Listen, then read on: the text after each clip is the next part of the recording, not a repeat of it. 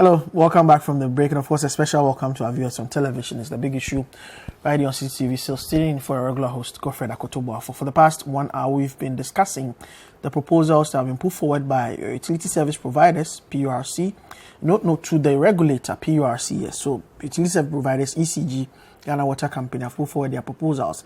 ECG wants 148% increment in electricity types, light bills essentially.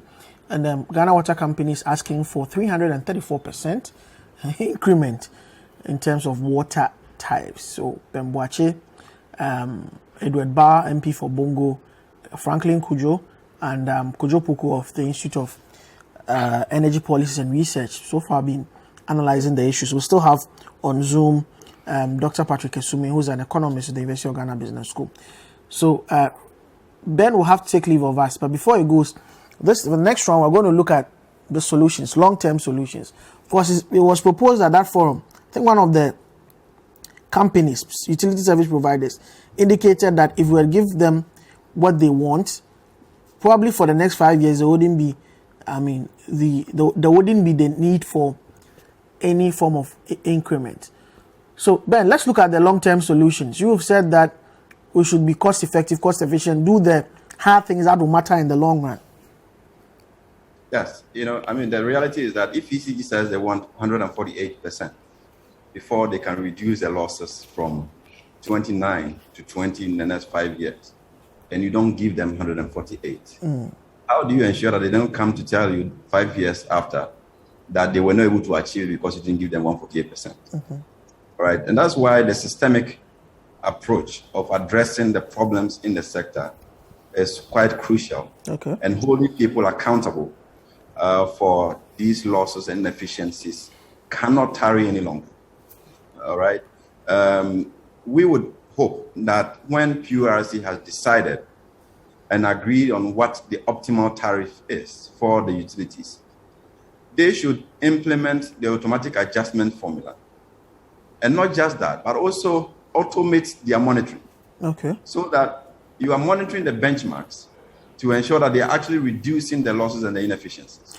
So this automatic would mean that every quarter, some form of adjustment happens. They review the tariff because the utilities don't manage the economy, right? They don't manage the exchange rate. So if the exchange rate is having an impact on their business, it has to be reviewed to respond to those things. But at the same time, they also have to make sure that whilst you deliver on your work, the utilities are providing good service and reducing their losses. Because, like I did indicate, the tariff alone is not going to be a silver bullet. A lot of things that we so nicely say that they are technical losses and we need money to be able to fix those technical losses. I see that much of the things we call technical losses are attitudinal losses between ECG and the utilities. For example, if your light goes up and it's just a trip that made the light go up, it could take you a whole day before ECG will know that they have to fix that light for you to be able to buy the power. Meanwhile, the generators would have generated the electricity and billed ECG for it. So if you don't have systems in place to effectively track where power has gone off, and for you to be able to quickly bring back the light for people to consume and pay, you'll be paying for it because electricity once generated, you can't store it and you have to pay for it because these are take-or-pay arrangements that we have with the generators. As we speak, you saw Bowers go off, yeah. Like go off. Live. And I've been running 120 kVA a generator to be able to do this Zoom call. Wow. This morning. So there are problems that we have to really ensure that you fix them, not just by replacing machines, but making effective use of the machines that you have. They may trip, but how long does it take for you to bring back the light to be able to pay for those losses? Otherwise, we will be adjusting the tariff as we have been doing, and we'll be moving back in circles. And the ministry should also optimize its decisions to ensure that we are not throwing in more inefficiencies time and again. but we are taking decisions that reduces the burden on us. I mean, at that forum, some of us were really furious to hear how disjointed some of the presentations were, and they were not speaking to each other. Everybody is dropping cost, all right? And we are not taking the decisions to optimize their cost and think like a system to be able to provide a service to the consumer, as cheaply as possible to grow the economy. And today, if we are saying that ECG's losses is 29%, and you benchmark that against their actual revenues and under recoveries for last year, it was around 50%. So what that means is that what they were able to collect could pay 50% of their bill. So the rest of it, government had to find money to pay. And in 2021 alone, we had to pay $1.25 billion to prop up those inefficiencies and under recoveries, in electricity sector. And that $1.25 billion is 3 times more than our capital investment in education, agriculture, health, social protection, and roads. Wow. So if you keep throwing away this money to the power sector without strategically fixing the problems, how do you invest in your people?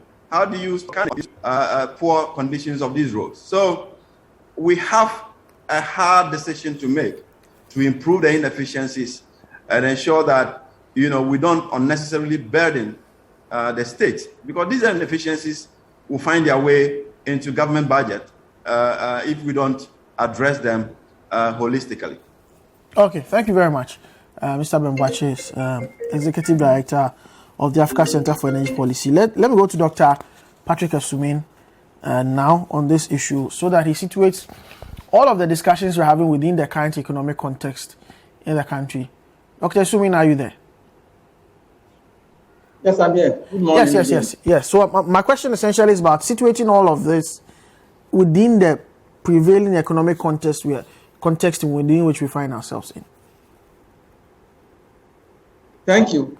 So, I think when you play the report, when you listen to the reasons that have been given by the utilities for requesting those increases, you could see that some of the factors are specific to the utilities.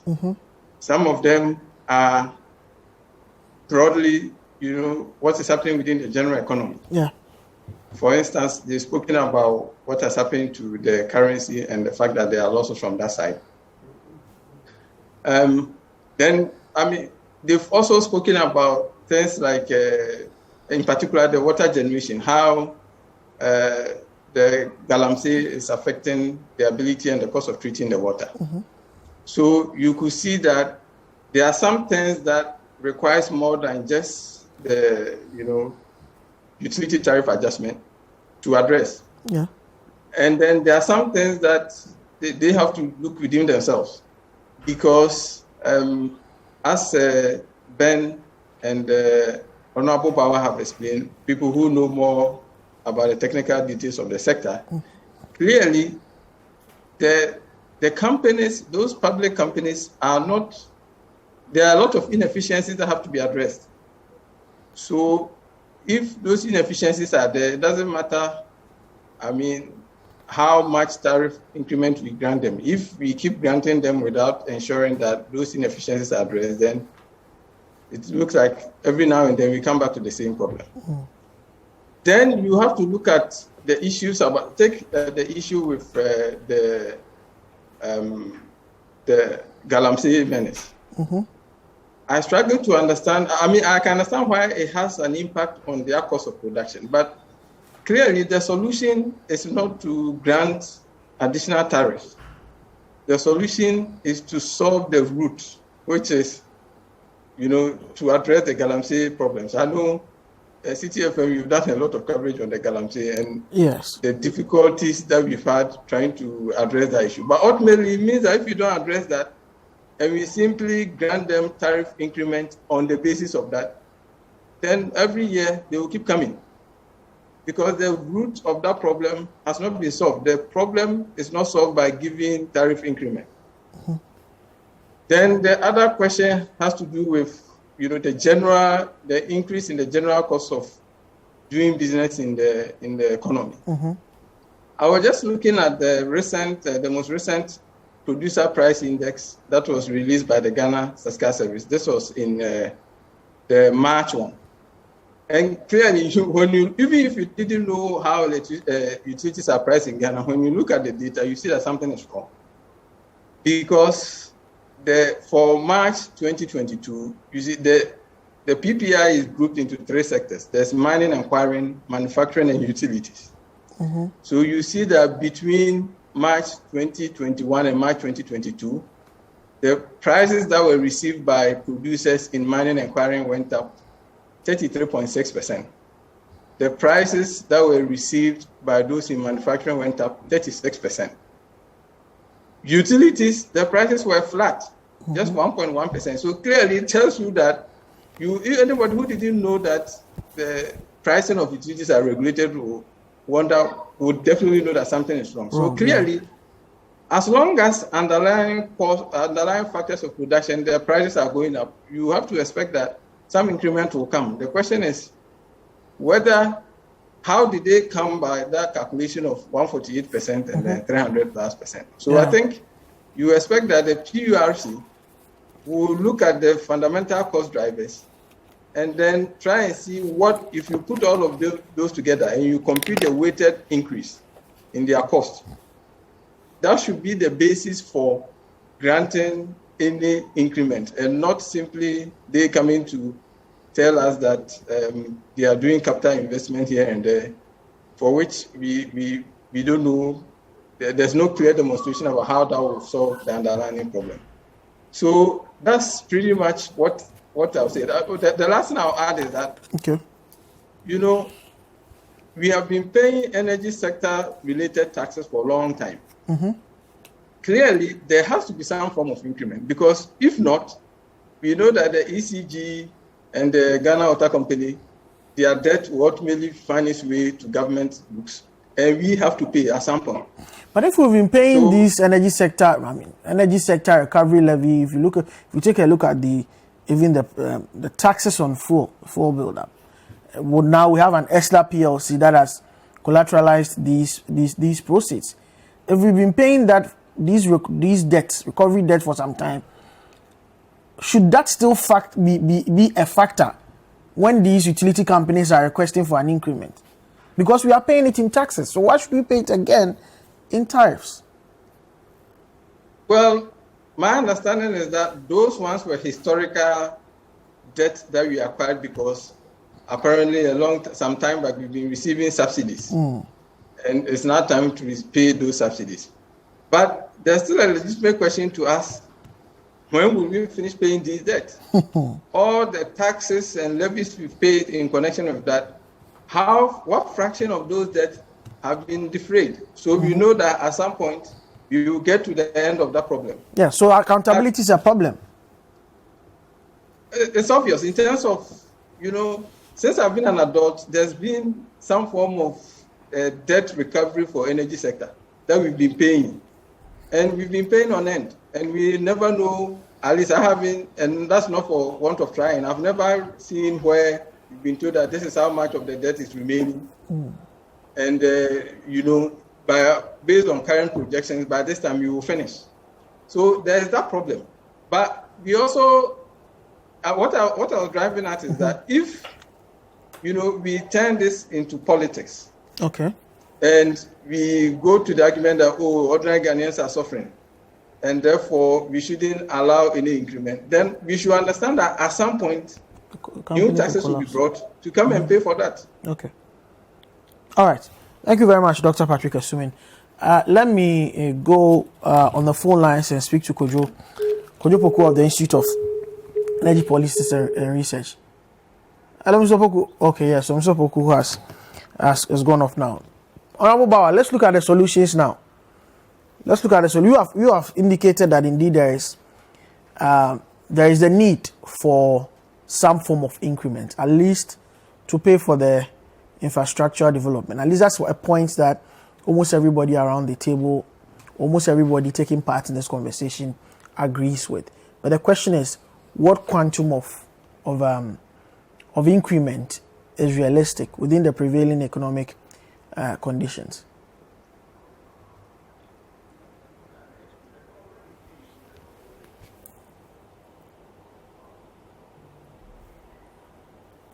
Hello? Honorable Bow, you need to... I mean, yeah. Can you hear me now? Yes, we can hear you. I was saying that to be specific as to what is the quantum of increment, I may not be able to do. At least for now, I know that on the 20th of this month, we will be meeting PURC, that's the committee. And therefore, the figures and other things all will be thrown at us to look at. Okay. And the justifications to that effect. But that being said, I think that there are long-term solutions to these problems. Look, sometimes the behavior of government is so silly, and that I just cannot understand. And I'll explain to you why. Look, the electricity industry is a regulated market. And so they themselves cannot adjust the cost of their service or the prices of their service unless PURC does it. It is because of that even within the framework of PURC's activities, they have a quarterly window to adjust this thing in accordance with the variables that influence these tariffs. Why is it that for political expediency, we cease to implement this mechanism of quarterly reviews, and we wait and then we just lump it once and give it to the Ghanaian pine? I don't know whether I'm making sense. Yeah. So the first thing that we should make, and I've asked, if you ask PURC, it has always been my question I ask them. I asked them, when was the last time you reviewed in terms of your automatic tariff adjustment? They simply will give you answers that seem to suggest that even though they themselves will want to review it, there's always this big brother who is there and telling them not to do it. So that's okay. So there must be that in it. That's Honorable, I'll come back to you for the other solutions, but let me quickly talk to Kojo. He may have to, leave us soon. Kojo Poku, if you are back on, we're asking for the solutions now. Some of your colleagues have suggested a return to the automatic tariff adjustment policy where this is done almost every 3 months. That's one solution that's on the table. Still, we're not able to agree on the quantum. You did not want to go into those calculations, wanted to leave that for the PURC. But long term, what's the sustainable way to go? Look, I heard one man who was on there earlier when I was listening talking about the taxes that we are paying in petrol and with the ESLA and all. Yes. Dr. Sumin. Dr. Sumin, yes. Yeah. The reason that we keep having to have taxes is that the fundamental problem is that the energy sector indebtedness keeps growing. Okay. Most of these debts are in dollar. So Ben was on earlier, Ben from ASA. Now, he did the report. Ooh. Hello? Yes. Yeah. We can hear you. Okay. He did a report some months ago and said that even if you look at most of the debt in the sector, it's dollar denominated. So year on year, though we are collecting money in cedis and trying to pay some of these indebtedness, because our cedi keeps depreciating every month and every year, we are really on a treadmill. We are not going anywhere. So you collect the money, it doesn't defray the debt. And year on year, the cedi equivalent of what you need to pay the debt keeps reducing. And then you don't need to, you need a very comprehensive program. You know, as far back as His Excellency John Ejekum Kufuor's time, we had the third debt recovery. And that has gone on for all these years and still is going on. We have ESLA, it's still going on. So look, the first thing we need to do is say, look, from today, we need to stop all debt accumulation. Government has to stay away and say, I've raised my hand, let's have a full cost recovery in the sector. Until we do that, we will be forever be asking for taxes because, like I said earlier, if you don't pay it in tariffs, you pay it in taxes. And at the end of the day, government is you and I. You know, the president doesn't bring money from his house on his own personal money to pay for some of these things. You know, so Ghanaians have to be educated in these lines, and that's what some of your platform is supposed to do. That when we are asking for cheaper tariffs, we can't afford it here, bread and all those things, then it's a closed loop. Money has to come from somewhere. If we don't find it now, we kick the can down the road. We have to meet it down the road. Do we pay it then? No, we kick it down the road. Whatever happens, one day, you and I have to pay for these things. All right, thank you very much, Mr. brother. Kojopoku of the Institute of Energy Policies and Research. Let me quickly go back to Honorable Bar. It was on a second point in relation to what we can do to make this tariff framework work in the long term, in a very sustainable manner. Yeah, so thank you very much. I think the second point has been made by the second point has been made by Kojo, and that has to do with the stability of the currency. Okay. The truth, I heard Dr. Isuman make the point, and I'll tell you, he's asking about what is the status of the debt now. Just as a matter, indeed, the debt has actually increased beyond the total 2.4 billion that we had in terms of the total debt indebtedness of the sector. It has increased. But Honorable, you know that inbuilt in some of these laws that Parliament passes, when these, levies and taxes are being passed, is a certain clause that enjoins the collecting ministry, the supervising ministry, to account to Parliament. These collectibles and these receivables, sometimes on a yearly basis, other times on biannual basis, on every 6 months. For instance, this e-levy bill this e-levy act makes that provision for accountability to Parliament every 6 months. But the committees, in this case, Mines and Energy, yours, we don't see that push coming, or they come and account to you in committee and at the plenary. We don't hear about these things. And you are so versed with parliamentary procedure and parliamentary activities because you have covered parliamentary processes over the years. You will know that, for example, if you take the energy sector levy, by law, they are supposed to present it to Parliament. So normally there is how it has been expended and other things supposed to be brought to Parliament. You will know that, and again, it goes back to the issue of politics. Whilst the opposition will get up and try to point at the inefficiency of how even these monies are being expended, you have government that tends to talk about the fact that, we are doing it very efficiently. You recall that at one point, I remember in one of the reports that came, we realized that part of the monies that were raised to retire the indebtedness of the sector was actually used in paying for pensions. Used in paying for pensions. And we raised these issues and said that, look, you are not even using the money for what it is meant for. And so, and meanwhile, this is a responsibility, this is a liability the government had to look. And this is government but they tend to use money that are meant for other things to do that. So we have raised these issues, and I agree with you that we must begin to gradually, as a country, take our politics out of our the energy sector, or else one day it will just crash. And when it crashes, we don't have Ghana, and that's the truth of the matter. So that's the way. So I was just making the point that look, in terms of stability of the city, we should make sure that there's some level of stability. So it then gives some predictability for the utilities. That's why I was surprised in your report. I heard that one of the utilities said that if they were to grant them their request as they speak now, for 5 years, for the next 5 years, they will ask for increment. That was a joker. That was a joker.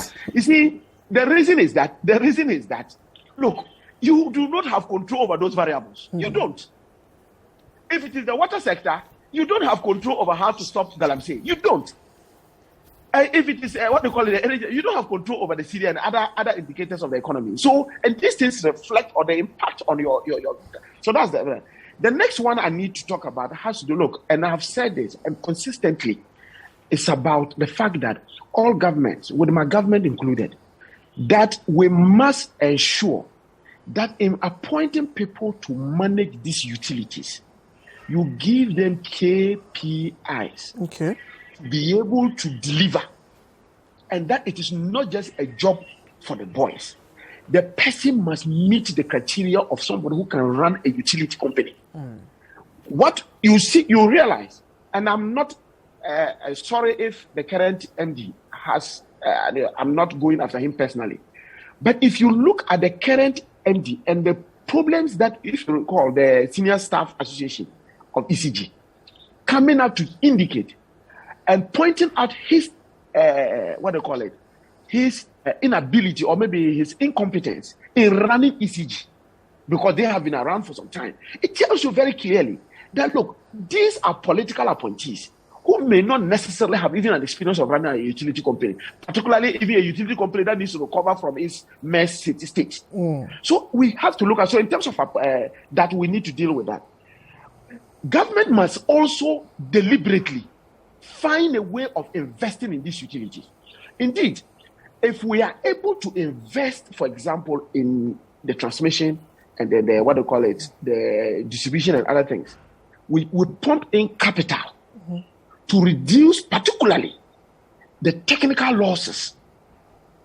Then we have something to talk about. Okay. Because in the first place, if ECG knows that its technical losses is about 10 point something, or maybe let's say about 20 point something percent, and these technical losses can only be dealt with when the issue of investment or maybe these obsolete equipment are changed.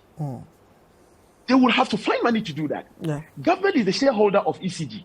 If that is the case, if it was a private company, you will go to your shareholders and tell them that, look, based on XYZ, we think that we have a challenge here, so we need to pump in a bit more capital to be able to change our obsolete. So this is a responsibility of government. Government must find a way of getting investment into that. My last point is that, look, in these crises, government should not sit down and just look at the utilities to bear the brunt of it. Okay. Government must also take a second look at its own burden on the utilities, and I'm talking of the taxes. Yeah. Government must do. I agree that some of these taxes have already been collateralized, and so government cannot, if it touches it, then they must look for money to be able to pay for these things. I get the point. And again, it brings us to this whole nonsense of always trying to collateralize our revenue streams. But government must find a way of also reducing its own burden on these utilities in this trying moment. I think that these are the things that I think that government should be looking at in the long term. Yes. Thank you very much. Let's wrap up this conversation with the messages that you've sent in so far. Francis texting from Galilee says, I relocated to Galilee in the South municipality in 2009. The excuse Ghana Water would give for not supplying water in the Wager area has been electricity. Now the narrative has changed to Galamsey. Where is the real truth? We pay for smelly, reddish water. Ghana Water Company, come again. Roger from Airport says, the problem with our country is that we have managers who do not solve problems, but create more problems and pass overbearing cost to Ghanaians. Ghana Water has identified Galamsey as a problem. Is the solution to increase tariff for Ghanaians? And the business as usual is at the expense of, and the Galamsey people continue business as usual at the expense of Ghanaians. Asanko in Santa Maria says, ECG justifications does not add up. ECG has technical and commercial losses. The low-hanging fruit is to pass the cost to consumers. No effort to solve these issues. So we are suffering because of managerial incompetence. The only thing they do best is bragging and sloganeering. They should stop disturbing our ears with their so-called plagiarized. Oh, what has 1D1F got to do with ECG? Anyway, which has brought any impact on the economy as compared to the travel gas plant by ex-President Mahama. Okay, so Asanko from Santa Maria. That's your mess. Positive change in Medina says, from all indications, it seems that Akufo-Addo government and its subordinates are not living up to expectations. Look across all sectors of the economy and you realize not even one sector is standing on its feet. Ghana is really at the crossroads. We'll take a break here. When I come back, we'll move out to the conversation regarding fuel shortage and the cost of living crisis. We'll be back after the break. You're welcome back from the break. It's still the big issue. Just wrapped up the conversation about utility tariff hikes and addressing those concerns in relation to the tariff adjustments that the ECG, Gridco, Ghana Water Company, GMPC, Ghana Gas, amongst others, are asking for as the PRC begins another round of conversation in relation to utility tariff adjustments in the country. Let's move from the energy sector in a way, because it involves electricity, to another part of the energy sector. This time around, fuel, diesel, and super at the pumps. There is a hint, or there is this looming shortage of fuel products in the country. Now, some fuel stations in Accra are reported to have no fuel, especially diesel, and they've left some consumers stranded. What could be accounting for this development? Duncan Amwa speaks for the Chamber of Petroleum Consumers, and he has been explaining to us what accounts for the looming shortage of fuel across the pumps in the country. There are reports across the country, particularly the Cape Coast, Takoradi corridors and parts of Greater Accra, that there's some challenge as far as specifically agro or diesel goes. People are getting a difficulty with some of the OMCs in getting supplies. These are things that we had projected about 2 weeks ago, and that the system was going to have a bit of a challenge because of a certain maintenance work that had to be done on the CBM. We have a single CBM functional currently. For whatever reason, we do not know, but we think Ghana deserves more than just one. So that when you have a situation where it has to undergo maintenance, like we've just done a couple of days ago, there could be an alternate dislodgement space. Unfortunately, we don't have. And so that maintenance bit and the fact that they could not have cargo coming at that time means that whatever the system has been consumed. I can confirm, however, that there's been discharge of about 3 cargoes subsequently. But then again, because there was a time lag within which we couldn't load or pick product from the CBM, and so there's a bit of a challenge. I anticipate that next week probably might be a bit, more difficult because the system would need to adjust. Unfortunately, that adjustment would probably take us to the second week, and we think that people should not panic. The system would adjust itself and things will get to normal. Probably by the end of the month, supplies should be restored completely across the country. But as we speak, there are those few challenges. So that's Duncan Amwa on the looming shortage of fuel in the country. I have in studio Al Hassan Suhini, MP for Tamale North. Welcome. Thank you, Duke. Yes. So you told me you have some thoughts on this tariff increment issue. Yes. Maybe just I'll try to make it brief before we move on to the power sector. I think that I think it was Kojo Poku who made the point that there's a need for the conversation to be had within context. Yeah. The context being the economic hardships that we are all, facing today. And for me, that is germane. Okay. I mean, it's not about what needs to be fixed with these utility companies right now. It is about the ability of the consumer to even meet the tariffs that are proposed. And you are speaking at a time where almost every, thing is experiencing hikes in prices. I saw an interesting report recently that made the point that the average Ghanaian worker takes 1,200 Ghana cedis. Average Ghanaian worker. Average, salary of 1,200 Ghana cedis. And you are told that by the World Bank, especially that 55% of how much you earn, is spent on food. And then you have the Africa House and Finance yearbook also estimating that you spend 21% of your income on accommodation. Right. So you are talking about 682 for, food, and then 300 Ghana cedis for accommodation. Put that together, you are talking of more than 900 Ghana cedis already, out of 1,200.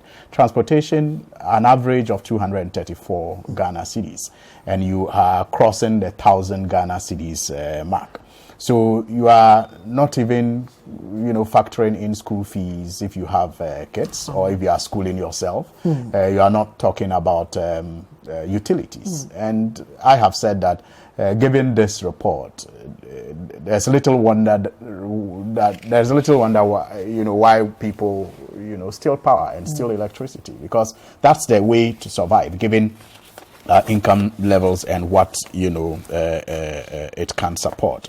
But Bao also makes a point about why we are where we are today, and I think it is important we address the question of why we are where we are today, because if we do not, we will go in circles. We may slap consumers with high tariffs. The consumers may struggle to pay, but we will waste it again and misapply it again, and 4 or 5 years down the line we are going to have the same conversation. So it's important we always talk about why we are where we are today. You recall that the energy sector has always been faced with challenges. It resulted in power rationing in the 80s, in the 90s, and in 2000. I think the first power rationing, according to the records, was in 1983 to 84.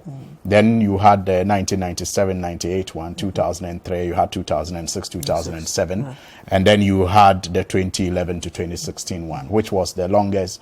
And interestingly, it also gave us the opportunity to confront, the challenges. The challenges at the time were fuel, finance, generation, and distribution. So once the problem got to its head between 2011 and 2016, the government of the day was faced with the challenge of fixing, these, 4 problems of fuel, finance, generation, and distribution. And with generation, clearly, and maybe I'm just wrapping up on that, with generation, we realized that by 2016, we had almost doubled our generation capacity from about 1,900 megawatts to about 4,000, megawatts generation capacity. So in that area, we were good to go. But then we were told that excess capacity. Well, I will discuss that if I have time. But in the area of finance, then we introduced the ESLA,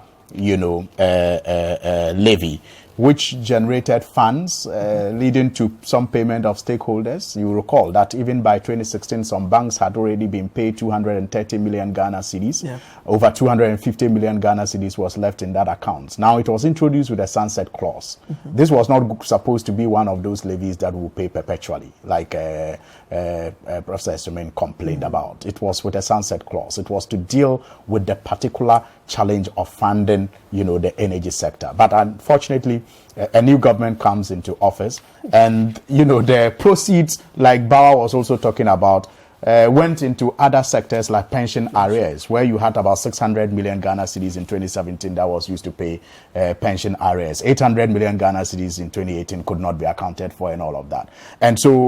And then worst of all, it was collateralized and then extended to 2035. So that is why we are where we are, because we clearly did not apply some of these projects, or if you like, programs that were introduced to deal with the issues of fuel, finance, generation, and transmission. In the area of transmission, for example, the Compact 2 was signed. The Compact 2 was signed with the MCA, and the Compact 2 was supposed to ensure that we improved transmission lines and also improve revenue collection and all of that. What happened with the PDS when it got to, the implementation stage? As a result, we lost the 100 million, US dollars that was supposed to be used to improve transmission. And today we are talking about transmission losses of about 29% from 26%. That is because we have really not done anything about it. So it's important we discuss why we are where we are. And so even if we, at the end of the day, endure what I know we cannot endure now, the astronomical increase that is proposed, we will learn the lessons of how we got it wrong, and probably not repeat those same mistakes again. I mean, for example, that also makes the point about the politicization. And one of the major consequences of politicizing some of these sectors is corruption. One of the major consequences for us as a nation is corruption, because once you do that, you give people the opportunity to just milk the sector. I mean, when you announce whimsically, the reduction of tariffs just for political gain, without really considering the impact, either short-term or long-term, on the, generation capacity, transmission capacity, and even expansion capacities of these companies, you are going to have a situation where it will come back to bite you like it is coming back to bite us at odd, time, because this time is very, very terrible for us to be having this kind of conversation. It's actually insensitive for us to have the conversation around the proposed tariffs that we are hearing. But maybe for another discussion, we will look at why we are where we are, and perhaps I am hoping, maybe not for another discussion, I'm hoping that the PURC will make their platforms more engaging and more open. They will go to even the markets if possible, listen to the people, and at the end of the day, come out with tariffs. I understand they will come out with a final announcement in July that will not, overburden the already burdened, consumer, and will also not disadvantage these power institutions, because we need power to continue. I would have liked to talk about the excess the information capacity. on the 16th of May, I think, which is Monday, Yeah. the PRS will be engaging the public on these tariff proposals. And they'll also be inviting memoranda as well from the public. So if you're a technical person, or you want to bring in the ordinary view as well, you have that opportunity on the 16th of May to contribute to this discussion about power tariff increment. That's useful, and I think that's another problem we have in this country. Many people leave the conversations, these very important conversations, to some people to have. It shouldn't be a conversation for some people. Everybody must take part in that conversation, so that all perspectives can be brought to bear, and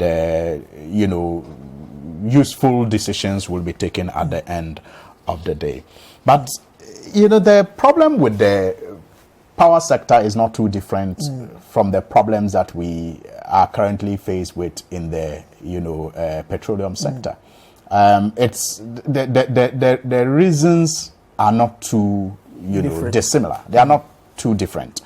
You had a situation where we suffered these shortages, I think, sometime in 2011, 2012, because around that time, the BDCs were virtually the, sole importers of, finished products, into the country. And so they, at will, decided to either bring in products or not, and sometimes complained about forex losses that were not paid by government. And, that made it impossible for them to bring in products. And those, decisions led to shortages at the pumps. Now, the government of the day, at the time, if I recall, because I did a couple of stories on it, decided to confront the issue. It led to running battles between the BDCs and the government of the day. I mean, I recall the finance minister calling for auditing of the, requests of the BDCs when they made claims, forex losses claims. The finance ministry challenged that and called for some audits of a sort. And around that time, BOST was positioned to be sort of a competitor to the BDCs. The BDCs didn't like that. But you see, it was deliberate by the government of the day to make us fuel, if you like, secure. So that they could also get alliances to import finished products, because before then, the BOST didn't have that licenses. All BOST had were just storage facilities that the BDCs brought in their finished products to store in, and sometimes even billed BOST for product losses. It was interesting when a committee was set up to investigate product losses at Bost, it came out that there were, deals that some of these BDCs, brokered with workers at Bost to declare product losses. So that they share the money. Exactly. I mean, it was that bad. And so the BDCs, I mean, the government of the day decided to empower the Bost to also become an importer so that they could also use their strategic reserve to come in when the BDCs were not able to bring in products. And that sort of leveled the playing field and guaranteed fuel supply from that time till now. But here we are today. Those structures that were put in place somehow have been dismantled.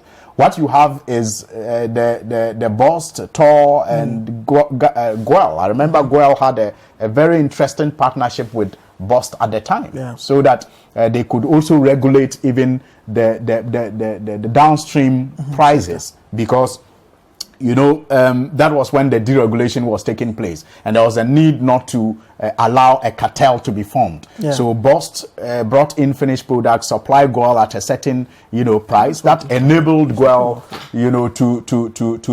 to set prices that were competitive, so that other OMCs could also emulate that example. But in the long run, what I am saying we have today is that you have Bost overpopulated.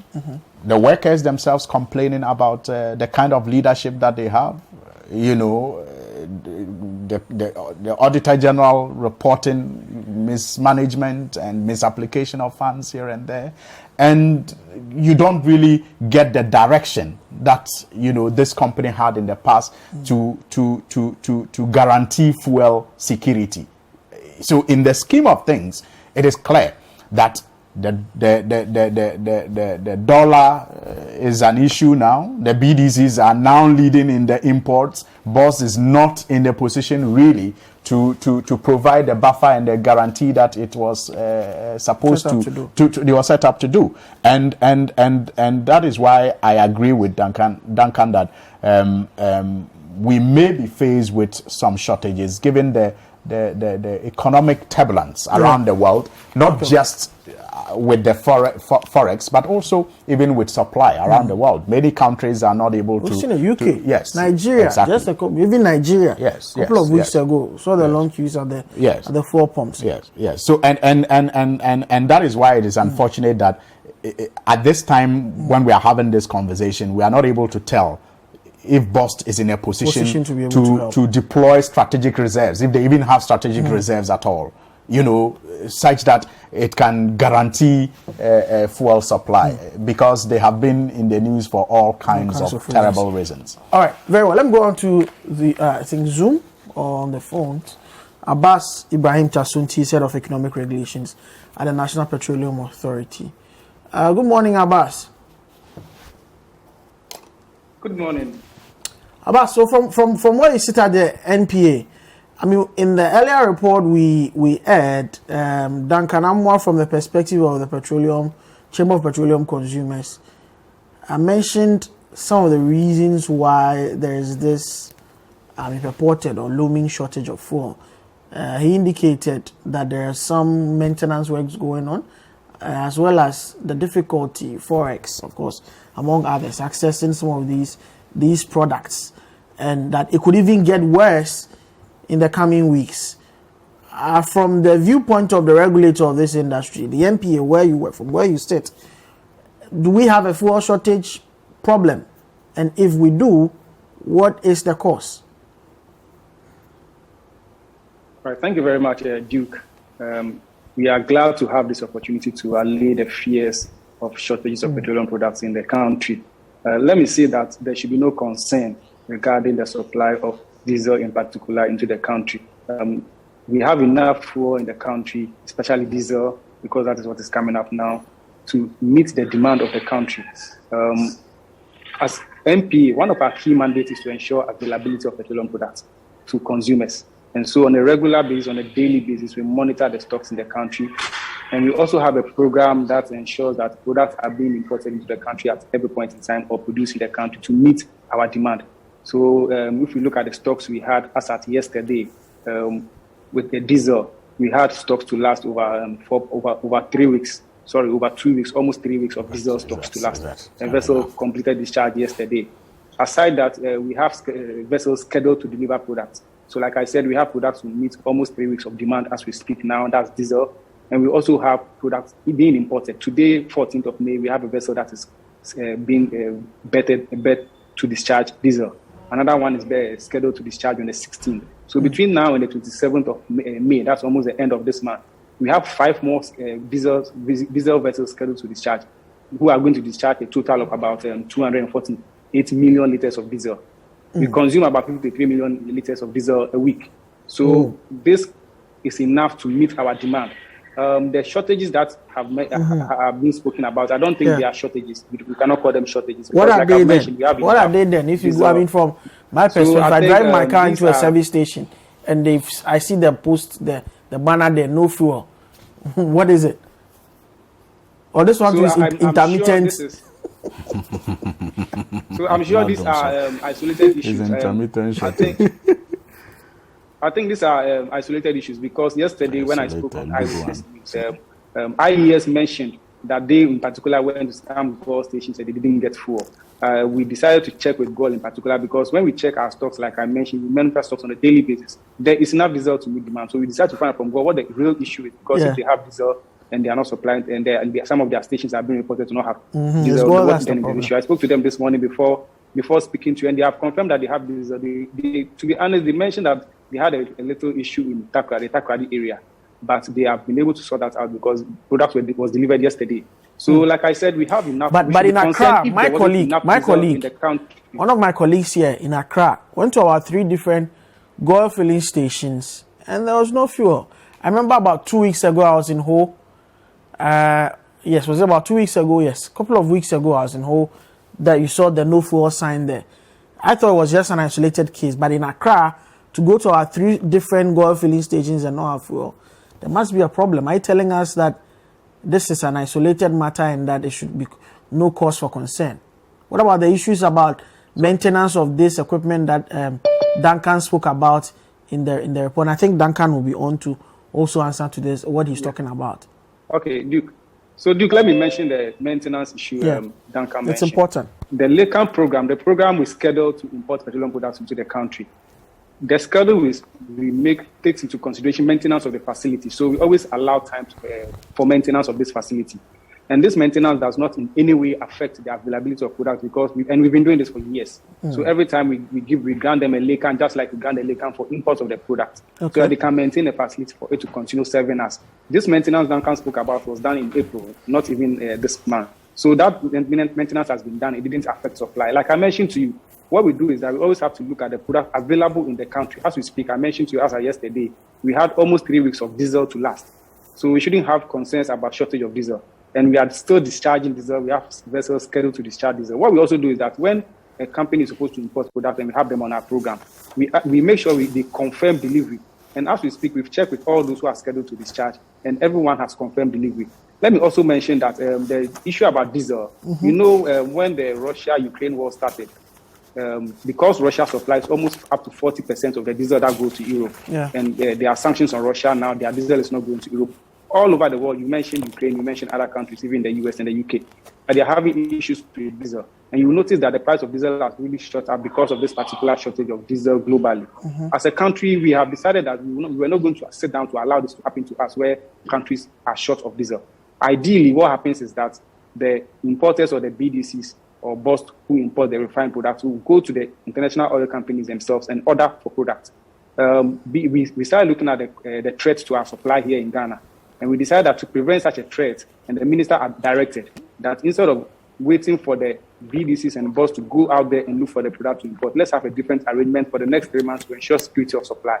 So it was directed that we give the international oil companies a waiver so that they would discharge the product in tank here in Ghana. So we don't wait for BDC A, BDC B, BDC C to go and now place an order where they are competing with other countries to get a product. Because right now what's happening is that the country that gives the best price, the one that gets the product. And these importers, international oil companies, have agreed, and we have signed this agreement with them, which has started this month already. So now government, because of the Abbas, I need to get this clear. So because of the, repercussions of the Russian-Ukrainian war, government itself now is importing the petroleum products for the BDCs to offtake, and not the previous arrangement where we had. No, let me yes, clarify. You need to make that clear. Yes. So what I'm saying is clarify. that the previous arrangement was that the BDCs will go out there and place the order from the international oil company for the product to be discharged in the name of the BDC. Okay. What we've done now is that government does not import product. Okay. So instead of waiting for the BDCs to go out there, we've approached these international oil companies themselves, who are the same people who supply these BDCs. That we want you to bring the product discharge the product into the tank before you sell to the BDC. Okay. So that we don't have to wait for the BDC to go out there and compete with others. And these companies have agreed. We know our demand for the country. So this demand has been spread, and each of these international companies have been given license to discharge this product to the country. This has already started, and that's why we still have vessels scheduled discharging. Today, as we speak, a vessel is bettered going to discharge. So from the MPA, we are not going to have the situation getting worse as is being predicted by COPEC. It's not going to get worse. Not at all. Not at all. We have 5 more. I've mentioned that we have 5 vessels scheduled to discharge up to the end of this month. The same way for June. We have 6 cargoes of diesel also scheduled to discharge in June. And we do this and monitor it on a consistent basis. And I've also mentioned we've had an agreement with the international oil companies to continue supplying to us in tanks so that our BDCs can import. Let me clarify this also. I think it's important to clarify this. Years back, when we used to have shortages of petroleum products, there was the causes were that because government used to subsidize fuel at that time, and government was not paying these subsidies in time, it was leading to shortages because there were liquidity challenges there. This was one of the main reasons why the price regulation policy was introduced in 2015. Prior to the price regulation policy, because of this subsidy issue and BDCs being unable to import products because they were not liquid, we used to have what we call emergency cargoes, where the BDCs cannot import, and then government has to step in and ask people to deliver products on an emergency basis. And it came at a higher cost because we were more or less reacting. So after we did the price regulation policy and subsidies were taken up diesel and petrol in particular, we never had issue of even issuing emergency cargoes. Because now we have a scheduled license, like I mentioned, and the BDCs sell and recoup their investment, and they continue to supply. So we've never had that, and that's how come we've never had shortages of petroleum products any longer. BOST also continues to supply the product into the country. As we speak today, BOST is part of the LACAM program, and they continuously import product into the country and sell to some BDCs. They even re-export products out of Ghana to some of our neighboring countries. So BOST and the BDCs are importing products. We have vessels scheduled to discharge. We have product enough to meet our demand. I've already mentioned again. I think it's important that we have almost 3 weeks of stock now. And we have more than 4 weeks coming in. All right. Okay, so stay on for us. We'll interrogate your claims further. Let me go on to Duncan, if Duncan is on. Duncan, good morning. Duke, good morning. And good morning to your panel. Yes. And my brother Abbas. Duncan, you've heard Abbas. Abbas says that the LACAN or the maintenance issues, this is not the first time it's happening, and that within the framework, there is the required buffer to ensure that the consumers downstream, we don't suffer for these routine maintenance activities. And apart from that, there's a cover of up to 3 weeks of diesel. This is contrary to what you told us in the earlier report, where you predicted that actually it may get worse until things stabilize getting to the end of the month. Well, Duke, let me start by saying these 2 quick things. Yeah. There's clearly a challenge in the system. That is uncontestable. What I need to, however, put on record is that there's no need to panic. There's no need for panic from the public. Okay. What I can put on record again is that following from that maintenance done just a few days or weeks ago, the system was not able to get the sort of quantities you needed onto the market, particularly the various stations or forecourts. So contrary to what yesterday was said, that GOL is rather experiencing the challenge. A lot of the smaller OMCs are unable to get diesel. And so the spillover effect is that GOL will now have to do almost times, 2 what volumes they have had to do month on month, if you check their volumes, it means that there's a lot of pressure on them currently because quite a good number of the other outlets do not even have the product at all in order to be able to put on the market. Again, Abbas has also mentioned that international oil companies or the traders are directly bringing the products now due to surge in prices. That is a stopgap measure that is commendable. What that means is that for some of the smaller players, if you don't have the money to pay or buy the product, you are not likely to get supplies. So there's that financing challenge that clearly would need to be looked at and not shrugged off completely. Okay, Duncan, so let me get this clear. Even though this new arrangement by government, at least Abbas told us that it's in the interim it's for 3 months. Even though that's a good measure, because of the liquidity requirement, this means that the smaller OMCs may not be able to purchase because they may not have the money, and this would affect distribution at their end. Is that the point? You hit it spot on, Duke. And what I can confirm again is that the coming week could be tougher before the slope evens out. And so it cannot just be wished away that there's really no challenge. There's enough in the system. Okay. There's quite a challenge. Quite a lot of stations in Cape Coast yesterday and the Western region were, definitely complaining. I had these complaints 2 weeks back. I think there was a report your network actually did on that, but, well, it didn't go far. That was when much of the maintenance effect was being felt, where the transporters would actually tell you where they loaded 10 or 100 trucks in a day, they were able to do about 25, 30. So you could predict that the system was gradually going to have a challenge because not everybody was going to receive supplies following from that maintenance that was done. And it brings us to the very old age problem of why a country like Ghana would continue to maintain just one CBM, where we discharge or dislodge products into the country from the bigger vessels, the bigger cargoes that dislodge products into the country. If anything should happen again with this CBM, I'm quite certain it will be a disaster, considering that BOS itself has also somehow moved away from the very core mandate that you would expect it would play, that is holding strategic stock, to now performing an active role play within the downstream space where the are not sufficient. So you don't have a buffer stock to fall on when you have your CBM undergo any sort of maintenance, and some of the laycan that you had actually planned for would now have to delay. I can confirm, and I'm putting this again on record, there's no cause for alarm. There's no cause for panic buying because everybody that needs the product will be able to access it. But a lot of provided the you have the money. Yes, provided you have the a lot of the stations in the coming week would suffer those disruptions in supply because there's not much that has gone wrong. The transporters, if you ask them this morning, will tell you they've not been able to deliver as much as they did probably in March, in February, in January. So there's that disruption, and the shortage you're seeing is not artificial. Truly, the product, especially for diesel, hasn't gotten to a lot of the outlets. It might even out a week from next week, but immediately you are not looking at all the stations receiving supplies. I'm afraid the challenge will continue for about 8 days more.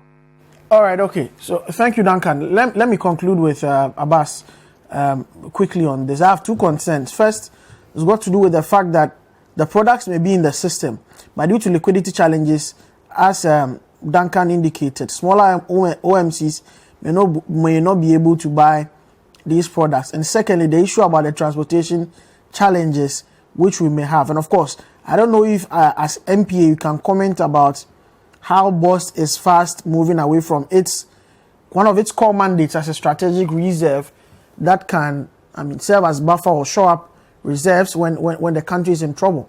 Abbas. Okay, thank you. So first of all, let me speak to the issue about the liquidity challenge or the financial challenge of some of the OMCs. Because the market is deregulated now, there's serious competition. Everyone strategizes as to who to buy from to get a competitive price. Yeah. So not that they may not really have the products available or they don't have the finances to buy from, but ideally what has happened is that because of this competition, some OMCs have their preferred BDCs they will ideally buy from. So if, let's say, your preferred BDC doesn't have products and they have to go to another BDC, the price they may be getting or the revenue they may be having may not really go their way. So they may prefer not to buy the product. And that's why you would see that some small OMCs may not have diesel at their station, not that the product's not available. Okay. Our license we give to the OMCs does not limit them to any particular BDC. They can buy from any BDC they want to buy from. But it is because of their own arrangements they have, that's why they want to buy from certain BDCs at every point in time, so that they can get a very favorable price. I mean, if the pricing is regulated. Let me also mention that with respect to the CBM, which Duncan mentioned, I already mentioned that our LACAM program or the program we schedule for imports of petroleum products always factors into consideration the maintenance, because the facility must be maintained. Now, ideally, we would have loved that we had more CBMs so that in case anything happens to this one, we can just rely on that just around the Tema enclave. But this CBM in particular is an issue that is being discussed and has been in discussion for a long time now. There is a legal issue about it. There's this exclusivity clause for it, that no new CBM can be built within a certain distance from it. Therefore, if you look at it commercially, everyone who comes closer will be like, if I have to invest in another CBM very far away from where this one is, it's not commercially viable. Yeah. But we have a CBM, we have another jetty in Dakradi. It used to be a very small jetty until last year. It was expanded. That jetty can take the same size of vessels that is taken at the CBM in Tema. So that jetty has been functioning and is taking bigger vessels now in Takrady. So even worst case, assuming what Duncan's fears are, which we don't anticipate to happen because there's constant maintenance of the CBM, assuming something should happen that we know what we expect and the CBM cannot function in Tema, we can discharge products in Takrady. So there's a backup. Okay. And we can move products from Takrady to Tema. That's reassuring to hear. So yeah, but then there are discussions about having another CBM, which is ongoing. And that's why MPA's Business Development Department also continues to look at how to attract investment to the country so we have enough facilities to meet our demand. And I think you spoke about BOST. BOST imports and sells to BDCs. BOST, previously, I think, as Suhini said, used to just focus on the storage business. But their mandate was kind of expanded a little for them to be able to trade as well. So they import, but then when they import, they sell to BDCs. With regards to their ability to keep strategic reserves, the ministry has set up a team or a committee that is working on looking at how we can have a strategic reserve. And BOST is part of these discussions. Already, the kind of system we have now ensures that we always have enough products to meet demand ahead of time. Like I said, we have up to almost 3 weeks of diesel now. We are expecting more diesel to come in by close of this month, which will exceed more than 4 weeks of weeks to last to add to what we have already. So we keep a system that ensures that we never have a shortage to prevent us from having to rely on physical products sitting in the tank. So that's why MP continues to regularly monitor the DECAM program and ensure that vessels are scheduled. So you are part of the actors encouraging BOST to be doing this, because we put in place a very convenient system for them. I think Suhini mentioned to you that this system came in as a result, because there were fears that the private sector could sabotage the country. And that's how, like Suhini mentioned, that's how BOST was allowed to start importing. So it is just a backup. But BOST does not sell to oil marketing companies directly, because the alliance does not allow them to do that. All right. So BOST imports and re-exports and also sells to some BDCs. So the BDCs who cannot on their own go and sign contracts with the international oil companies to import, they sometimes buy from BOST, and they are the people BOST actually sells to. All right. Thank you very much, Abbas. I think your words are reassuring this morning. And the fact that we may not have any shortage anytime soon. Okay, all right. So we'll take a break here. If you just a few minutes. Just to add to what Abbas said, we had the problems as a result of subsidies, as a result of the forex losses, then also the emergency cargoes that government had to depend on when those things happened. Then we brought about the deregulation, then the restructuring of BOST that added toll the management of Jintor to Bost. And then the setting up of a BDC in the name of Guel. Guel actually had a BDC then that they could trade with Bost. Now, Duke, it will be interesting to find out how Guel gets its supply today. How does Guel get its supply today? I think they still have a BDC. Some private interests have come in now. You know, where... And they stopped Guel's BDC from functioning. Well, I don't want to go into the details, but it will be interesting for you to go into it to find out, you know, if that perhaps may be the reason why today Guel of all, you know, will be the first to declare, you know, that there's no fuel at its pumps, because it was strategically placed to ensure that it kind of served as a stimulant for the market and a regulator of a sort also in the market. So for them not to have products, you know, at their pumps is just unacceptable. It means that some things may have gone wrong in terms of how it gets its products, you know, to supply to the OMCs that depend on them. In this case, when it is even operating as an OMC too. But it is reassuring that we are told that we have 3 weeks supply. Not too reassuring, because I have heard before, I think somewhere in 2014, 2015, when we had about 4 or 5 weeks supply, we still had a shortage. You know, so it is not quite reassuring that it's just 3 weeks. But I mean, if we are experiencing some of the shortages at the pumps because of transportation issues, I hope that that can be addressed, like Duncan has indicated, you know, within the shortest possible time, so that we will have some of these issues as well. But the bigger problem, Duke, has to do with even the BDCs themselves not having enough liquidity to bring in their regular supplies like they used to do as a result of forex, you know, losses. The Bank of Ghana has given them a guaranteed price. It still has not cushioned them enough. Some of them have lost their capital. Because of forex losses, they have lost their capital. So if they used to bring in, I'm just using the terms, maybe 50 cubic meters with a certain amount of money, they can't do that because of the exchange, you know, rate. You know, they can't do that. So they are compelled to now bring in reduced supply. That their capital can meet, and that is another issue. Let's hope this new arrangement for the next 3 months cushions everybody, because it's a global problem. Ukraine and Russia has got a lot to do with this, because even Europe now is putting sanctions on Russia, even though they have the products. Russia is also unrelenting. They will still want to push their products across the world despite the issues diplomatically around the globe. We'll take a break here. When I come back, we're asking the question, is there a cost of living crisis in the country? Stay with us. You're welcome back from the break. This is still the big issue. We're coming to the final moments of the program, but of course we're talking about a matter that goes to the core of survival in this country. This week, the government statistician announced inflation to be above 23%.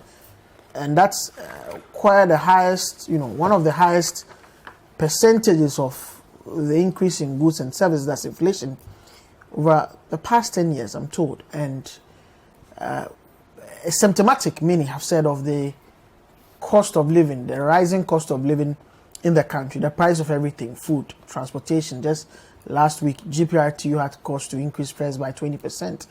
And cost of fuel, which affects everything. Food prices and everything. We're just talking about fuel and utility tariffs. They're also demanding. Is there a cost of living crisis in the country? We have a very dynamic panel this morning. We are talking to those who are involved in very important sectors of the economy, trying to find out from them what their perspective is in relation to this matter. And of course, we still have our panelists around. Alassane Suini is here. Franklin Kujo is on Zoom. And of course, the economist from the University of Ghana Business School, Dr. Patrick Esumintoso. So let me welcome Juliet Kusi, who's Deputy Secretary of the Traders Advocacy Group Ghana. Welcome. Thank you very much for having me. Yes, we also have Edward Saki, who's Deputy General Secretary of the National Alliance of Digital Drivers Union. Wow, yes. You're a big man. With a big position. Welcome, ladies and gentlemen. Thank you very much. Okay, so let me begin with the Traders Advocacy Group, Ghana. If walk through our markets and ask for the price of goods and services, say 6 months ago and now, how significant is the change in terms of the prices? Very. Because I would say that as of January, there was a cost, what I deal in, it was about, you're going to get one for like... What do you deal in? I'm into the series of vehicle tax. Vehicle tax, yes. okay. So there was the cost of a tag, which was about 880 cedis. Then just last month, it had shot up to 1,400. Wow. What are the factors? Forex? Well, Forex is parts, the reversal of the flat, the flat rates to standard, reversal of import duties. So it's all adding up, the depreciation of the dollar, everything. So it was just, even sometimes when a customer should call and you should give them the price, you are sometimes aback because you don't want to scare the person. Okay, we'll be looking at the impact of this on the traders themselves, on the business people themselves, and their consumers. But we'll need to take a quick break. We'll be back. You're welcome back. This is still the big issue. We're discussing the rising cost of living in the country. Before we went on that emergency break, Juliet Kusi of the Traders Advocacy Group of Ghana was telling us, she deals in car tires, and was chronicling to us the various factors: forex trade losses, foreign exchange losses, flat rate of benchmark value, and other, issues, other other factors that have contributed in driving up the cost. So I'm talking up. So I would now want to find out what the impact of these prices are on the business. Okay, so sales has dropped, and I would say that as the business person, you're not able to take much volumes because you have to spend more to be able to get the stock that you want to. How bad is that? In previous times, how much volumes in terms of sales could you do, and what is the current story in relation to Okay, so let's say, for instance, previously, if you were able to do about 5 containers, because of the reversal, you'll not be able. And even if the reversal was, even with the dollar, the stability of the dollar, same as compared to previous months or years, yes, it's not here, so. Yes, so it's more of like right now, duties has been reversed to the trader taking 70%. Then dollar too is also appreciating, whereby it's going to cost you not to be able to import more. So let's say if you're doing 5 containers, now you'll be doing about 3 containers or 2 or less. So that is. But this is for you who sell something like tires. What about those in the everyday? I don't want to use the word fast consuming good, but tires, of course, they are necessities. But it's not every day that I will buy tires. I'll change my tires maybe once every 6 months or something. What about the other traders within your group who deal in different things? Maybe the situation may be different for them because they get patronage on a daily basis. I would say it's the same. Pretty much because, the same. Yes, because if you have inflation rising, it's going to cause spending to come down because people are not going to spend more because day in, day out, prices are changing. Today, if you go, I had a consumer, I wouldn't say a customer, but a consumer complained that she went on the market to buy a gallon of phyto oil. Okay. And I think it was about 40 cedis then. Then it had shot up to 60 something. The next time she went, it was 70 something. And she was complaining, she was lamenting about it. And I said, wow, it's really surprising that you have prices change over and over. So it definitely, if it's not a necessity, it's not going to move you or cause you to spend that much. All right, let me bring in Edward now. There's major complaint about online drivers in Ghana is that you don't like putting on air conditioners for for your riders.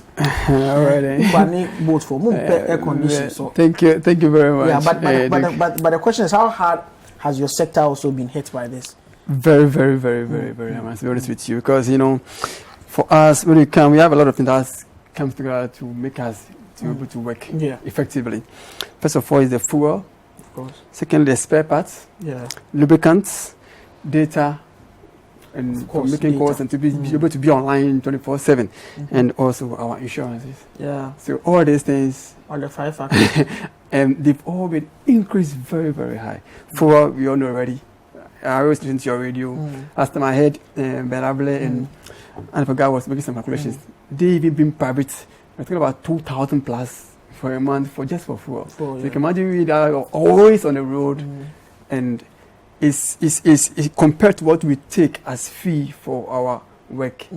It hasn't gone up. Your charges have not gone up. That is the sad part of it. Remember, some of you have been demonstrating for. That is the sad part of it. Exactly. And then you also said that the companies also take a lot of the charges. Let me give you an example. If I take you for, let's say, 10 Ghana cedis, both takes 25% of the money. Uber was taking 25%, but Uber has now ready to 20%. Okay, so the Uber is now taking into consideration your due to competition. Not because of your agitation. I'm telling you. Because Uber was taking 25% when Bolt was taking 20%. Bolt is under the market now. So Bolt, Uber are like, okay, we are losing. What are we not doing right? So let's also reduce our service fee and get the drivers competition back. Not because it's competition. That's the point. That is the main factor about why they are doing that. Yango was taking 50% when they came. It was even less than that. Now Yango is taking 18%.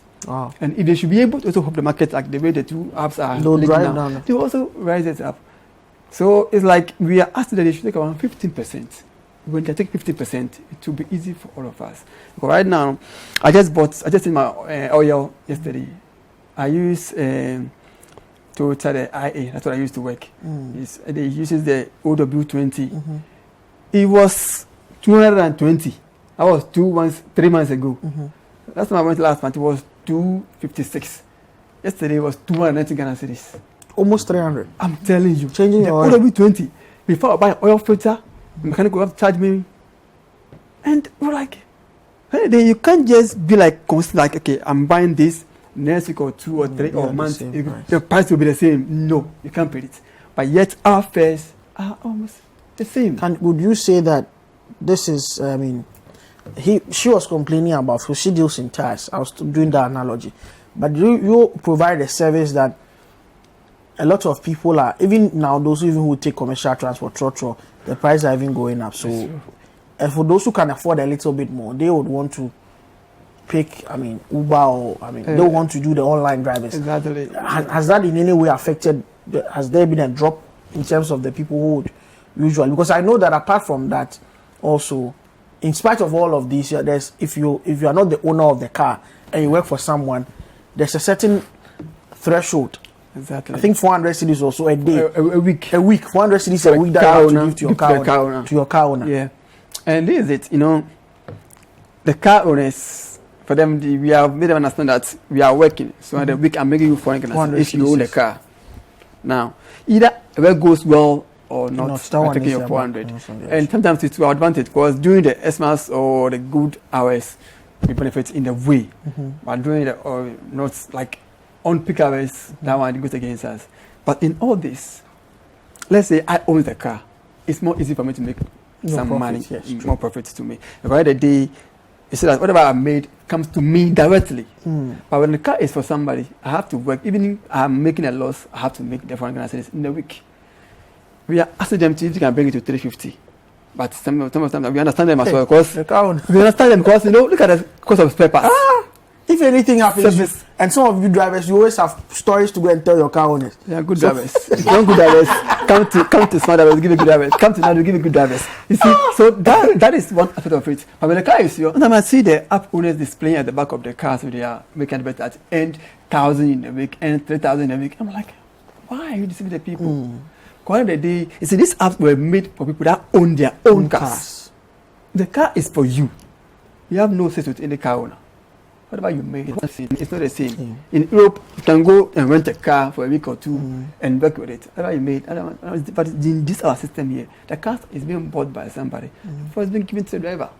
So you see that the driver made 1,000, the dashboard, let's say, even if it's 2,000 in the dashboard, he buys fuel, he has to data, credit, his food, maintenance, all comes in that money you are seeing on the dashboard. So for the apps, they feel like we have made this money on their dashboard.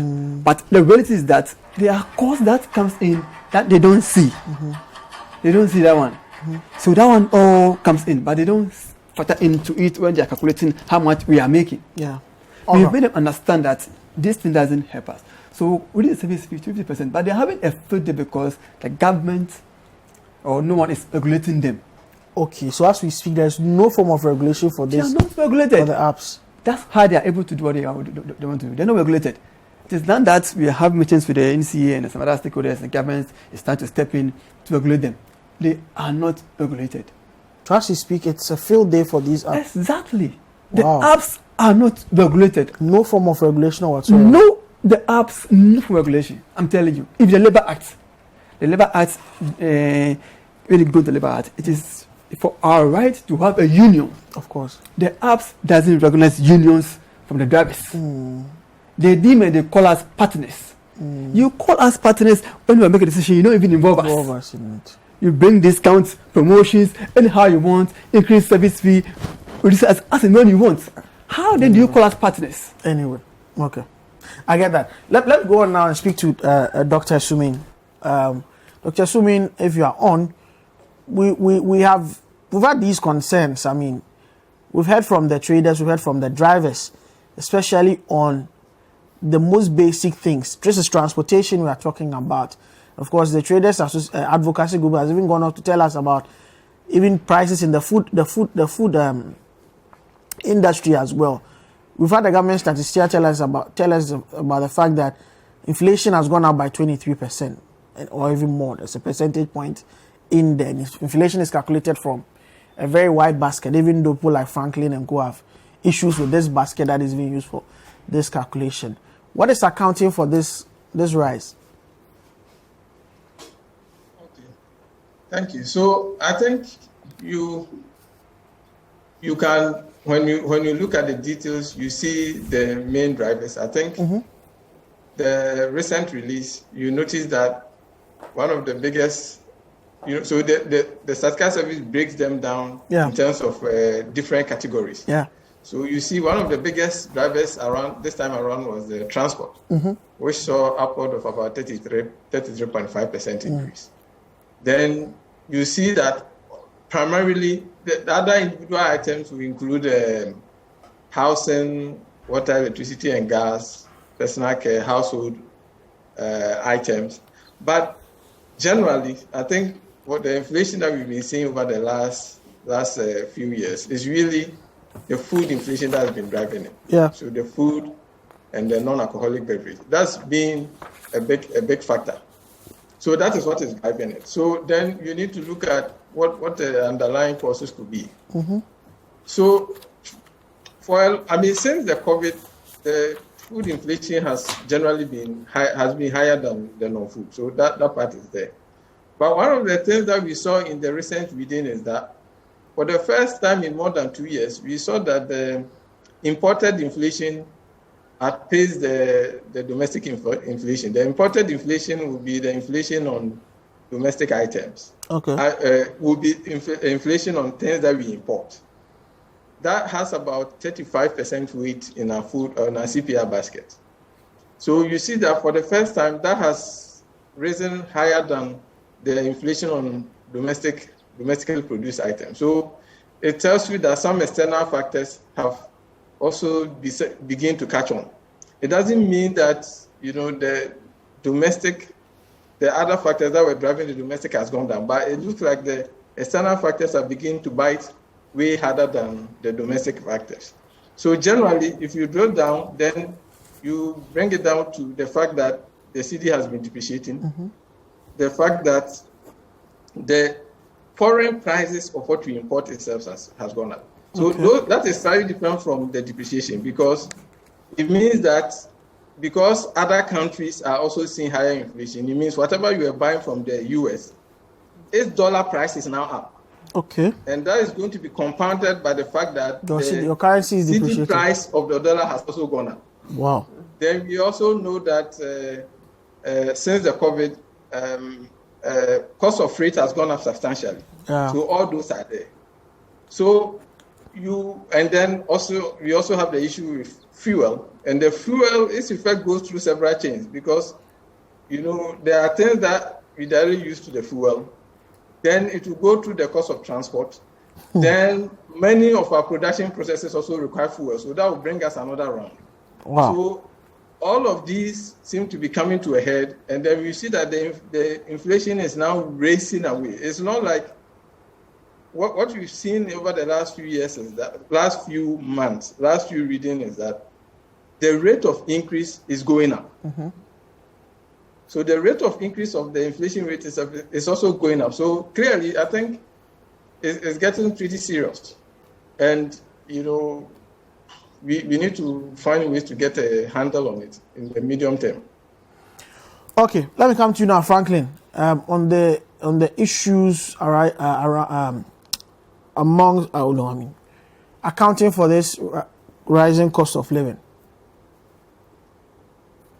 Well, a lot has been said that the global impact of global activities have impacted every local economy. But I think you and I have always said that there were other domestic factors that, even though appear to have been done already, could have been avoided,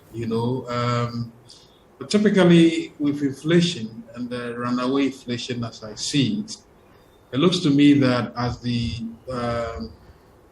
ingredients, if you like, the basket, the CPI basket, shown that disproportionately it looks as if imported inflation, especially on essential food items, could have been the reason.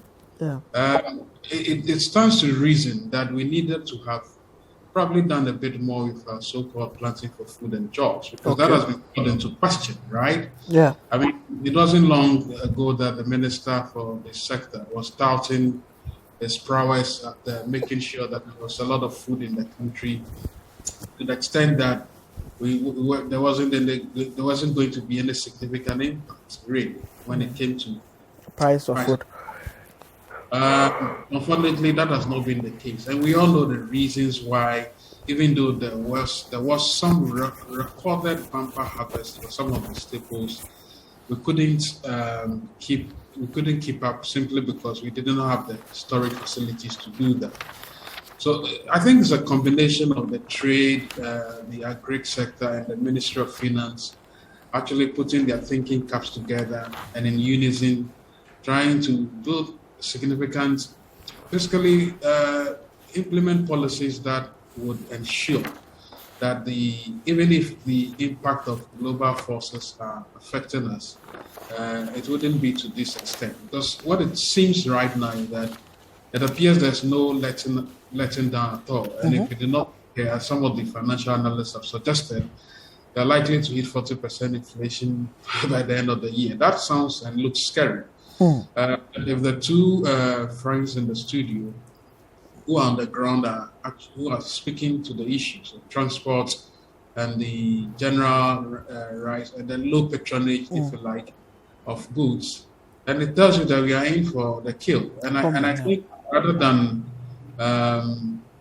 continuously blame outside forces, it looks to me that the government needs to up its game, because again, something tells me that the inflation targeting approach hasn't worked at all from the Central Bank of Ghana. And I even think the 23% is probably on the low side. I mean, some of us buy things and you wonder whether is the person selling is doing some magic to the price. But the proverbial Ghanaian conversation that tend to top up prices here and there. But it's not the case at all.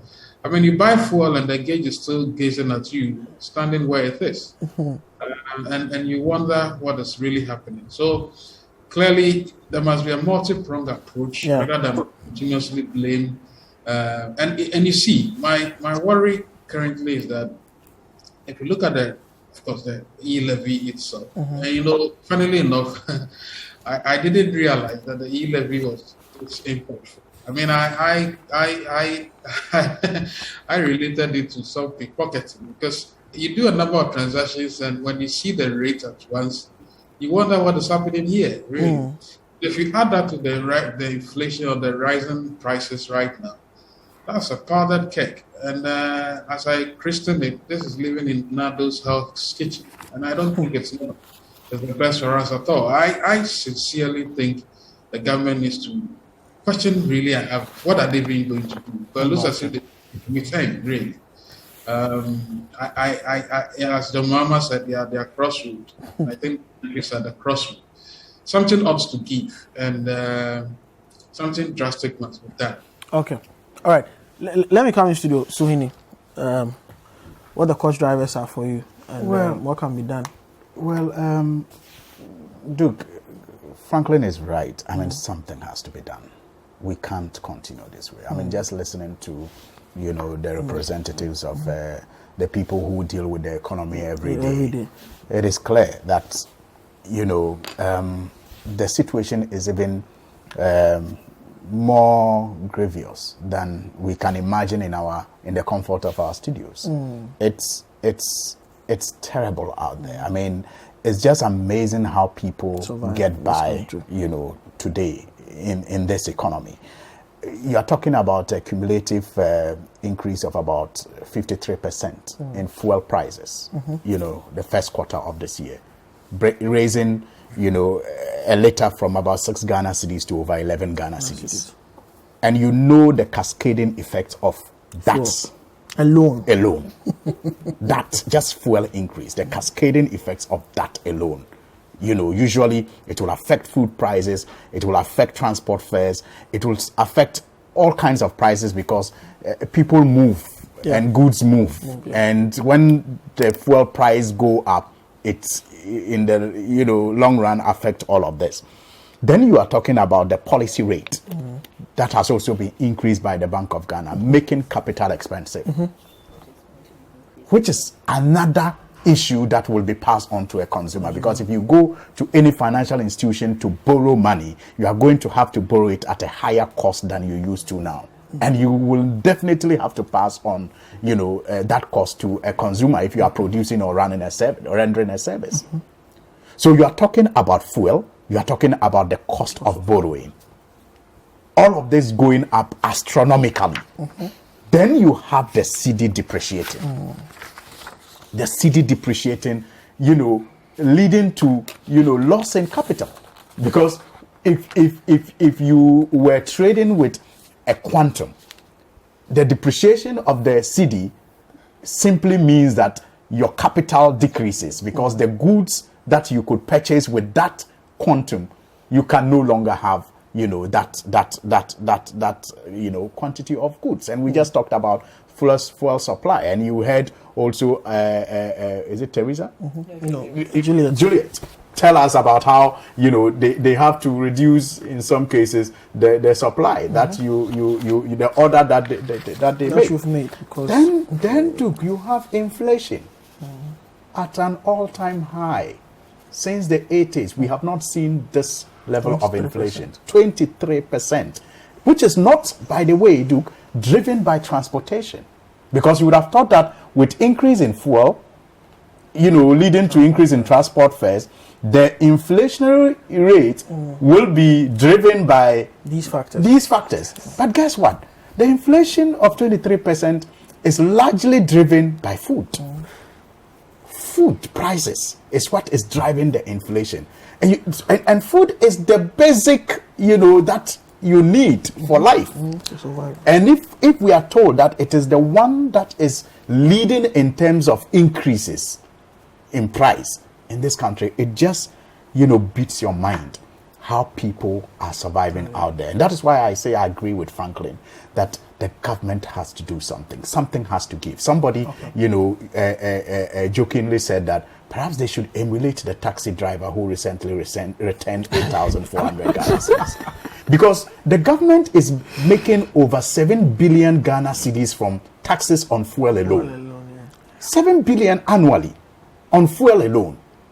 And then they have introduced e-levy that is also, aimed at getting 7 billion, but making the consumer poorer.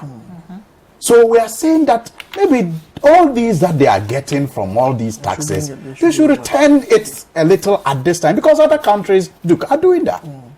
Other countries are doing that. You have the United States of America, even African countries, where government is returning, certain things that they in the past used to take from their citizens. So I think that our government needs to emulate, and let them not tell us that it is a global crisis, because even in this global crisis, some countries are doing better than others. Our neighbors don't have the same inflation that we have. They don't have the same depreciation that we are experiencing. They are not experiencing the same level of increase in fuel like we are experiencing. So there must be something that they should be able to do.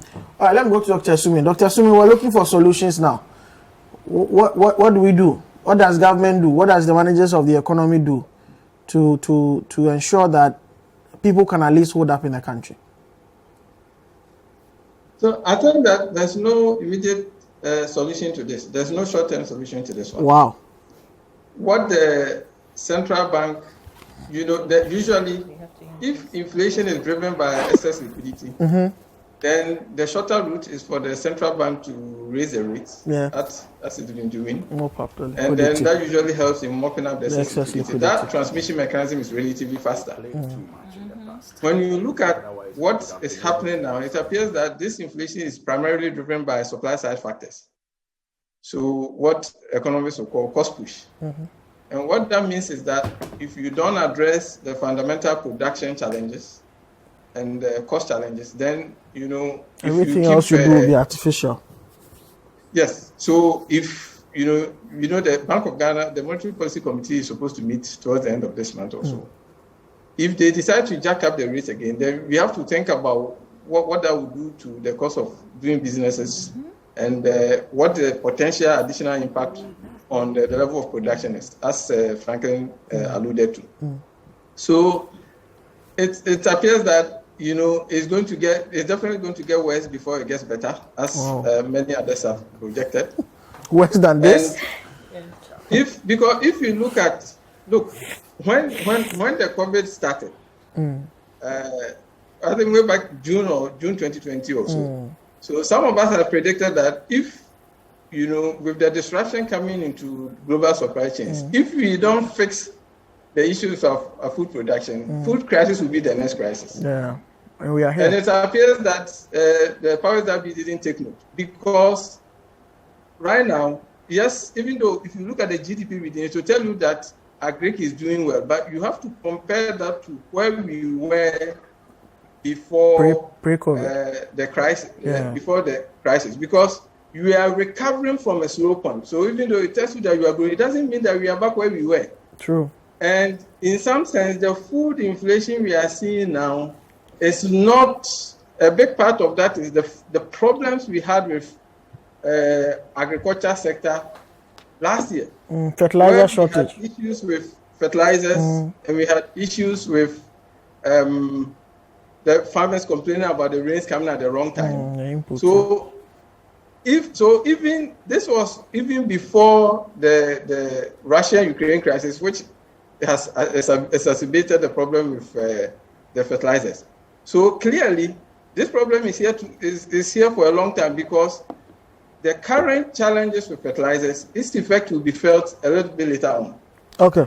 Because we are now at the start of a new planting season. So if those issues that we experienced last year are not addressed, then we shouldn't expect that things are going to get better anytime soon. So clearly, the management. So on the CD side, the management of the overall management of the economy to bring down the currency is key. But I think we have to admit that the flagship programs that were supposed to address the issues with the currency and the issue with overdependence on imports and would have mitigated the impact of the current external problems, having worked as it should have worked. The problem seems to be, as you alluded to, people seem to say that, oh, things are working. Oh, the planting for food and jobs are not mitigated success. That cannot be. When you've done this for 5 years, you are still importing grains. So I think those are the solution. Yeah. The medium-term ones, we have to go back and address them. You can't have one village, one dam for several years, and in one season, when the rainfall pattern shifts a little bit, that's a problem. Then farmers are complaining about that, and then we are seeing the effect. So we need to go back and fix the problems with the flagship programs and stop pretending that they are working well. And when we do that, we will start getting a handle on the longer term things that are driving the current inflation. Okay, thank you. Let me come back to my people in studio. Juliet, with you, what needs to change? What can be done to improve the situation on the ground? Okay, so I agree with what Dr. Isimen is saying. In order to curb this inflation, interest rate has to go up so that we can be up, so that we wouldn't have to. But if it should go up too, it's going to hurt businesses because it's going to depreciate the traders' capital. So the Bank of Ghana should do something on the policy rate. Yes, but with that, I would say that it's left to them because they know what they are doing because they are the technical people. But this is where I'll chip in and say that with our association tag, we've been able to sign an agreement with a company called Goku Goka, which is assessing facility to Sinosure. Okay. So it's not, even though, yes, the trader's capital is going to depreciate, it's not going to be much of a burden. Because there's an insurance. Yes, because you are going to be given some time, or it's like a credit facility given to traders to help. Sinosure is Chinese, right? Yes. So it's mostly in connection with another firm, which is EL Global. But EL Global is more of buying anything from anywhere. So you are doing this to cushion your members? Yes. Okay. Any trader needs to, not just the tag. Not just your members. So you have to be a tag member before you can enjoy this facility. Wow, I see. I think we've not trumpeted that enough. At least in these times, everybody could use some form of, some cushioning of that. So you want the policy rate at least to be maintained by the Bank of Ghana, so that the cost of business does not we'll be able to borrow, because right now, currently, our capital has depreciated. So if it should go up, you also be thinking. Okay, Mr. Online Driver, what about from your end? You mentioned about five things in your basket: insurance, fuel, data, spare parts, and lubricants. You didn't mention 11. Now, if you are allowing cash, most of our guys now, because a lot of us pay you by Momo. Most of our guys now, and I even try to stop taking the Momo. Oh, because of 11. If you want to sell Momo, then you have to add the charges to it. Wow, that's the word that's what they are talking now. Now, I don't know if you recall our last strike with the GPRT, with the coalition of when we met with Dr. Duncan, and we spoke to him on the line. He had given us some coaching and some insights to the full pricing. We saw certain levies that the government has put on the fuel. President says they can't scrap it too. If you scrap that is where I'm coming to. If you scrap it, 4 billion. That is where I'm coming to. Will go off, and they are not ready to do that. So those taxes were imposed because of certain things. If those things are no more implemented, why do we take taxes there? Just get the money. That's the by it. Now, we can't tell them what they should do. But then they should step down and we should have the lay people down there. So you will still call for the scrapping of those taxes? Government should do something about it. They have to. Because they should behave like a taxi driver. They should return some. Because you see, at the end of the day, that's what affects us. We're not saying they should return all. They should return some. Not everything. Don't scrap everything off. But at least some percentages should have to go. If other than that, we always keep talking and talking. We're nothing can be done, because from our point of view, the poor doesn't lie within us. Or if not so, too, the app owners too. Sometimes we see especially Uber and Boots, the profit they make on the tertiary market, they should understand and also reduce their service fees. Because they can't be making that much profit when people are suffering. Those making money are suffering. They should understand and bring the expenses down. Last time we had a meeting with them from our last strike. They told us that the cost of service and operating, like seriously, we see always the profit you make globally. So at least understand some of us, because our system here is different from your system that you use. So they should do some form of aggressive policy. Whatever they get there, they should use a bit of it to cushion their businesses here. You understand? Yeah. I mean, how can you make that case to a businessman? It's in for the profit, you know.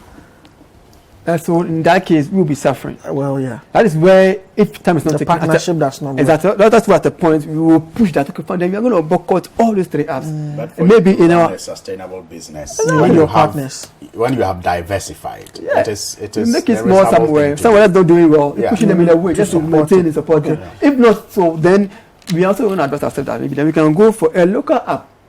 Okay. Then you can boycott all these 3 apps. And then we decide to go for listen to us. Give us that 50% service that we want, and give us fair conditions. So for you, how much? I mean, in terms of, let's not forget that the service fee. It is the app that brings all of these things together, right? Exactly. So what percentage of 15%, 10 to 15% is okay. 10 to 15% is okay. It's okay. 10 to 15%. So the 25% some of them exactly are charging. that they've been charging. And would the 10 to 15% be? Would it be good for the drivers? Good for the drivers. To be good for the drivers. And not just that also, and we are having an issue with our security. Just to show you something, it's in both ways, the drivers and even the riders as well. But right now, the drivers, people fear the drivers more than, what was it? Last weekend I was in Kumasi, the driver pulled up in a car that they didn't have the car number on what was the app. We had a bit of a banter before. Such a driver, you just consider, right? Yeah. And you refuse to take the car. Person. Let me show you this. You see this? Yes, that's an attack on a driver. Attacks on drivers. Wow. And it's vice versa. So these telcos, we are asking, now Ghana card is in use. Just get a security more beefed up. If I, as a driver, attack a rider, the rider can trace me through the app and get me arrested. But me, as a driver, I'm not able to track people use funny names like fish, table, check to request a ride. Right. Wow. We don't see their names. Okay. All right. So interesting conversation, which we have, but of course the issues will come up. So this has been a big issue. My name is Duke Benton. Adding studio MP for Tamale North. Sorry, Al Hassan Suhini, Dr. Patrick Asumi. Tamale South. But Dr. Patrick Asumi, senior lecturer at the University of Ghana Business School, economist. Edward Saki, a National Alliance of Digital Drivers Union, is the deputy general secretary, and Juliet Kusi, Deputy Secretary, Traders Advocacy Ghana, that's trade tag, and then Franklin Kujo, too bad he couldn't have a last bite of the issue. Keep watching CTV for the very best in programming. Don't switch the channel.